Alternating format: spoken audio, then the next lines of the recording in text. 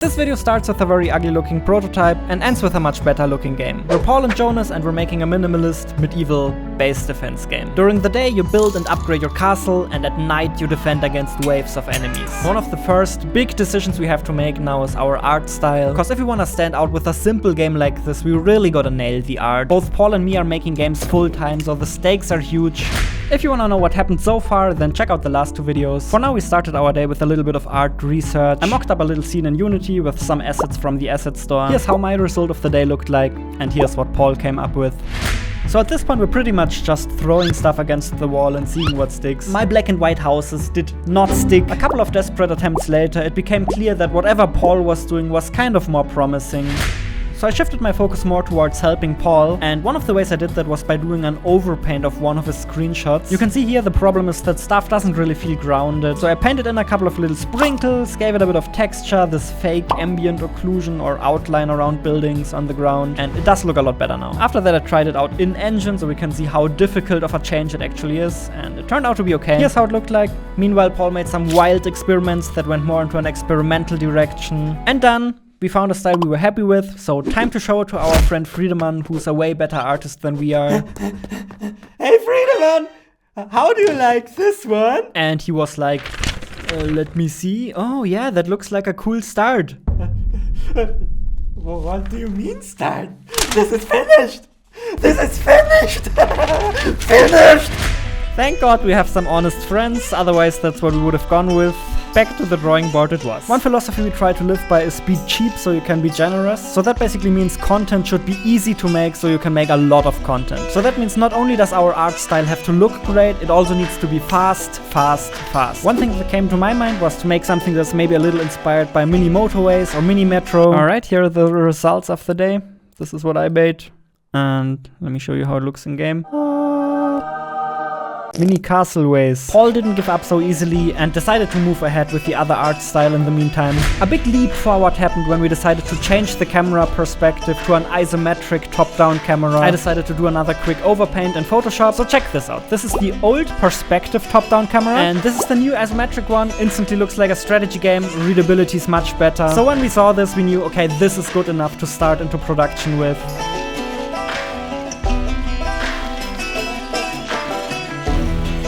But we still tried to take things a little bit slow and careful. As our concept art so far was just a Photoshop overpaint, we still wanted to validate our idea in engine. So that's why you can see me build a little river and cliff and Blender here. Then of course we brought it into Unity, the program we're using to make our game, added some gradients, and all of our little art experiments are saved to this massive Miro board, which should hopefully help us to see if we're improving and moving in the right direction. We had yet another big problem. How should we name our game? The working title so far has been Thronefall, but there are a lot of other options as well. Siege Down, Castlemania, Tiny Knights, Arrowfall, Mini Siege, Simple Siege, Your Mom's Castle, or our favorite, definitely not Kingdom. A lot of you have pointed out that what we want to make is very similar to the game Kingdom in a couple of ways. That is true, Kingdom is a big inspiration for us, we love the game, and in fact we also know the creator, Thomas, because our friend Friedemann is making a game called Pizza Possum with him. So yeah, you can see this as a friendly homage, but we're not making Kingdom. Our game's gonna play and feel quite different. So we tried to figure out what name to go with, and actually we couldn't figure it out back then. But spoiler, a couple of weeks later we decided to go with Thronefall. Oh, what a surprise, nothing changed. Well yeah, we got used to the name and we really like it. So what do you think? Did we make the correct call? Or you know, otherwise we can still change it, of course. Gameplay, check. Art style, check. A clearly defined vision for the product, check. To celebrate the end of our pre-production phase, we did some more research. And with that I mean just playing video games for an entire day. This is certainly one part of my job as a game developer that I don't mind too much. We have a full production plan now, we made that in the morning. Like the next 2 or 3 months are fully planned out, and it's a very tight deadline.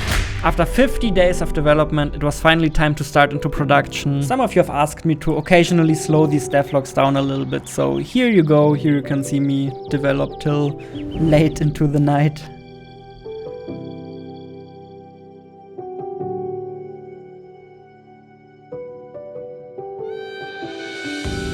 First thing I did was setting up some pathfinding for units so they can walk around obstacles. Paul in the meanwhile made the player movement, so now you can already ride around the landscape. The horse is called Hasty the Horse, and we adopted it from the asset store. Horsey the horsey the horsey the horse, yeah, horse. There's some leg spikes though. Okay, let's export it again. So here you can see a group of potentially maybe enemies or something chasing Hasty the Horse around. Day 51, and you can now shoot arrows at enemies.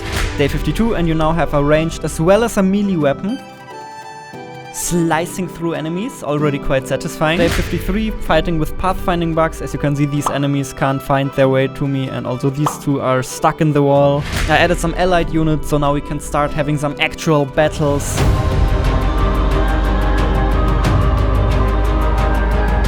Oh damn, we lost the fight. I think we might need some archers! Attack! Alright, victory is ours. I encountered pathfinding problem after pathfinding problem, so I added walls just to create even more pathfinding problems. The coolest thing about making games together is of course that I only need to do part of the work. So while I've been busy making units, Paul made the building system. Horsey and you can now ride around and step by step upgrade your castle. I already coded an enemy spawning system for the prototype we made, so I copy-pasted that into the new project, made a couple of quick improvements to it, and now we have waves of enemies spawning into our level. The castle layout in the prototype was a little bit boring and lacked some personality and specificity, so that's something I wanted to improve on, because usually things get more and more interesting the more specific they are. You know, you don't want a generic square castle, you want something that's kind of grown and interwoven with the landscape. What I'm building here is likely gonna be the first level of the game, and it's likely gonna be called Nordfels. This is what you call a blockout, by the way, so these are not the finished graphics, I'm just blocking things out very quickly so we can get an idea of how things could look like. My main concern for now is really just making sure Nordfels feels like a cozy place with a lot of personality that is also suitable for a first level. And then the gold coins.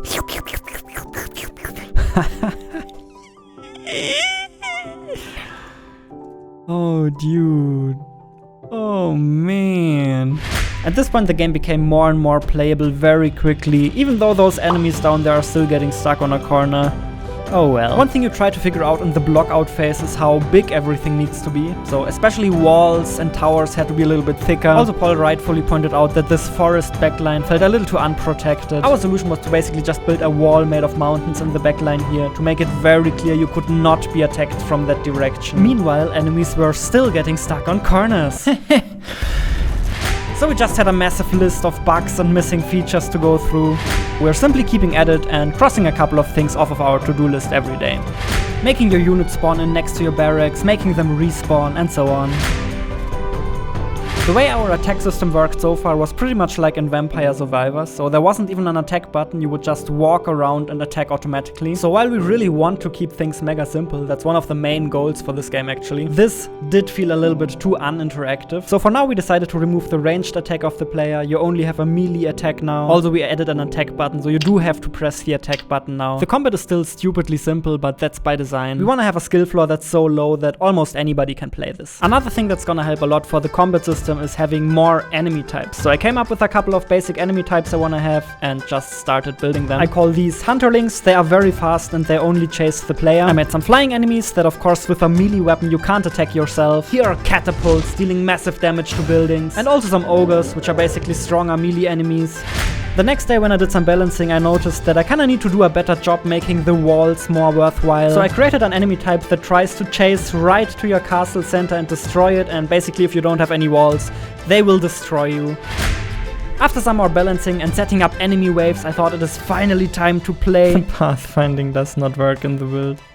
But only 3 losing my minds later, everything was working! By the way, if you like what you see, please wishlist Thronefall on Steam. It helps a ton. That way you get notified when the game is out and we get some algorithm juice. So click the link in the description and become one of the first people to wishlist Thronefall. Woo! Obviously there's quite a bit more work to do, but remember this is what we started out with.